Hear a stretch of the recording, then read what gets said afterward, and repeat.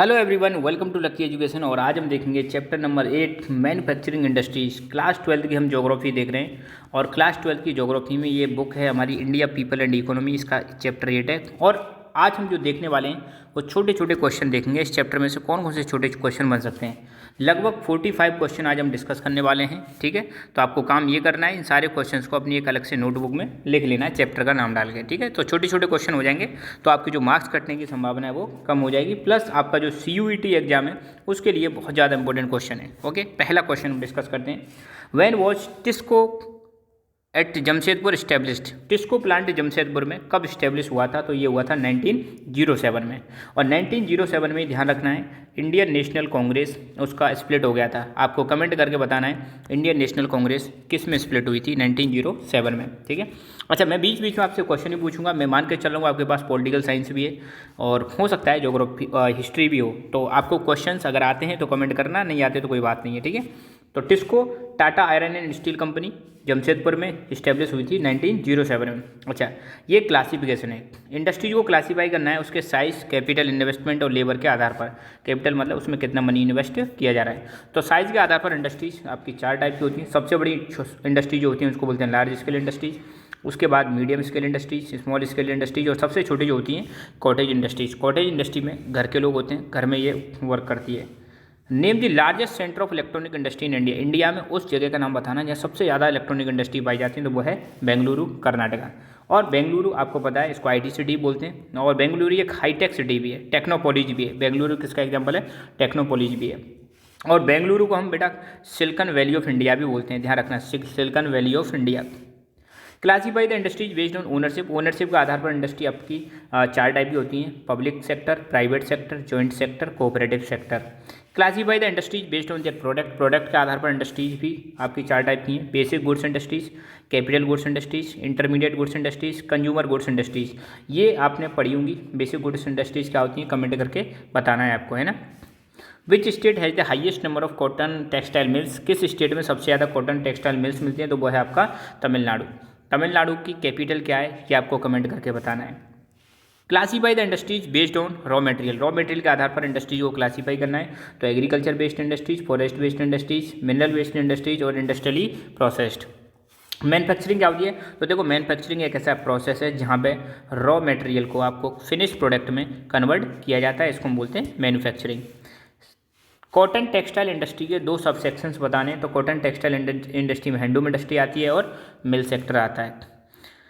Which factors determine the location of industries. अगर आप कोई इंडस्ट्री लगा रहे हो तो इंडस्ट्री लगाते समय कौन कौन से फैक्टर्स हैं जो आपके लोकेशन को डिटरमाइन करते हैं? तो ये कई सारे दे रखे हैं, जैसे access to raw material, power supply, market, capital, transport, labour, industrial policy, historical factors. ये सारे फैक्टर हैं जो डिटरमाइन करेंगे आपके इंडस्ट्री की लोकेशन को।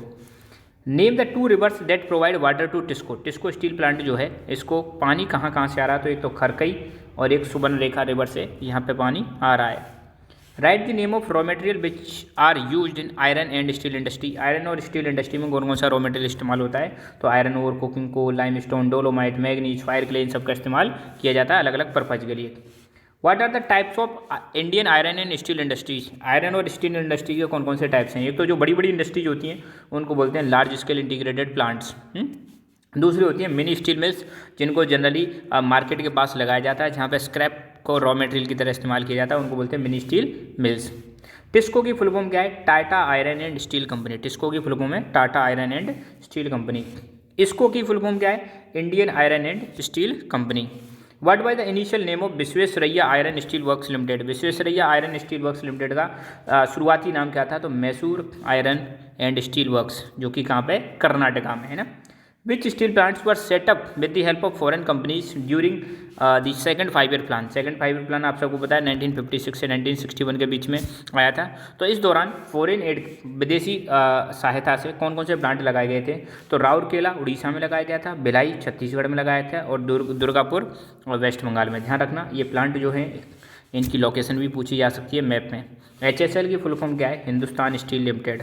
सेल की फुल फॉर्म क्या है? Steel authority of India limited. SAIL कब बनी थी? सेल बनी थी 1973 में। तो ध्यान रखना, इंडिया में स्टील का प्रोडक्शन कितना करना है कितना नहीं करना है, तो वो सब मेंटेन कौन करता है, कौन टेक केयर करता है? सेल। राउरकेला स्टील प्लांट कब सेटअप हुआ था? 1959 में सेटअप हुआ था। किस जगह पर? उड़ीसा में भी सुंदरगढ़ डिस्ट्रिक्ट में। और राउरकेला स्टील प्लांट में हेल्प करी थी जर्मनी ने, ध्यान रखना, जर्मनी। राउरकेला प्लांट को इस्टेब्लिश करने में जर्मनी से हमने कोलैबोरेशन किया था। भिलाई स्टील प्लांट के बारे में बताओ तो भिलाई स्टील प्लांट हमने रसिया की मदद से इस्टेब्लिश किया था छत्तीसगढ़ के दुर्ग डिस्ट्रिक्ट में। और ये प्लांट प्रोडक्शन स्टार्ट करता है 1959 में। प्रोडक्शन स्टार्ट करने का मतलब है मतलब कंपनी ने स्टील बनाना स्टार्ट कर दिया। दुर्गापुर स्टील प्लांट का, दुर्गापुर नाम से ध्यान रखना। दुर्गा पूजा ज़्यादातर कहाँ की फेमस है? वेस्ट बंगाल की फेमस है। तो पहली बात तो ये दुर्गापुर स्टील प्लांट जो है कहाँ पे? वेस्ट बंगाल में। इसको हमने बनाया था अंग्रेजों की मदद से, मतलब यूके की मदद से। और इस प्लांट ने प्रोडक्शन स्टार्ट किया था 1962 में।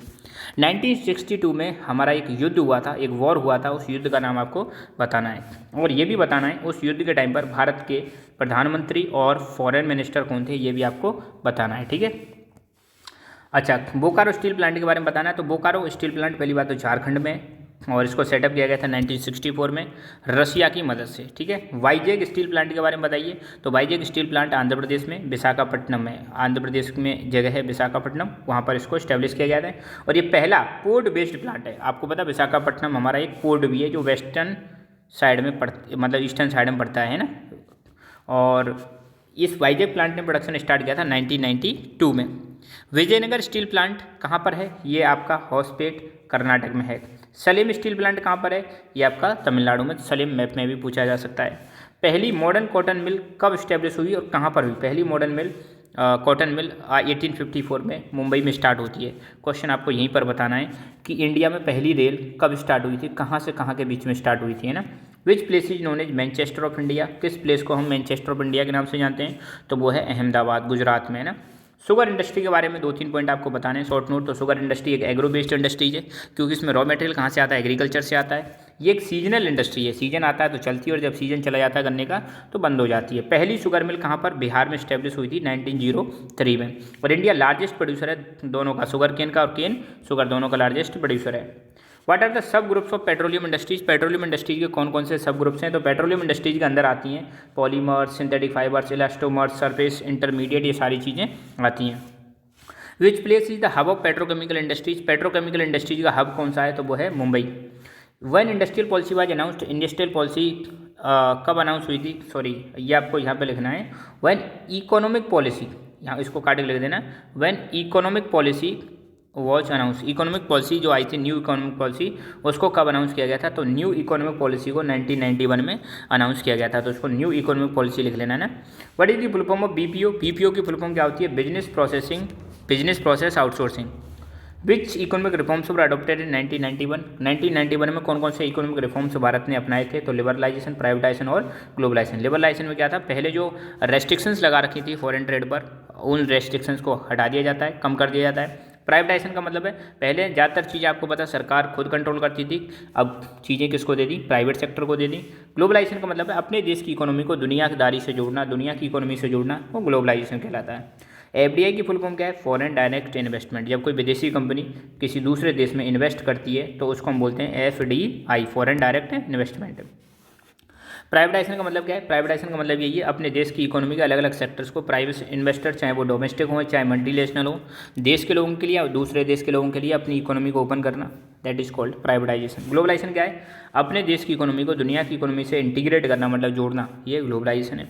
सुएज कैनाल कब ओपन हुई थी? 1869 में। अच्छा, कमेंट करके बताना है सुएज कैनाल को कौन सा कंट्री कंट्रोल करता है? Which country control the Suez canal, ये आपको बताना है। साथ के साथ में ये भी बताना है कि सुएज कैनाल किन दो चीज़ों को कनेक्ट करती है, कौन कौन से सी को कनेक्ट करती है सुएज कैनाल, ये भी आपको कमेंट करके बताना है।